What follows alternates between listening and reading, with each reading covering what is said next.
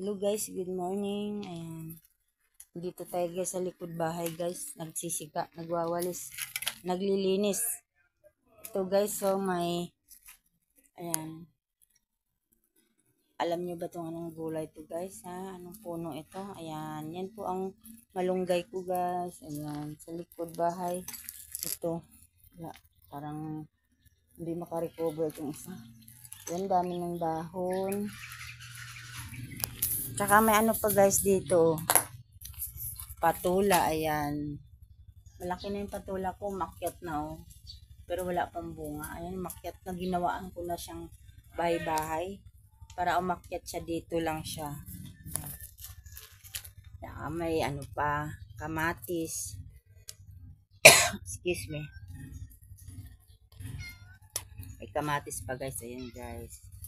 May, ano, tawag nito, kalabasa. May kalabasa po guys.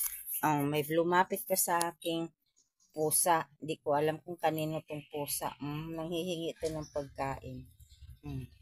Mabait naman din siya. Lumapit sa akin. Ming-ming. Hello.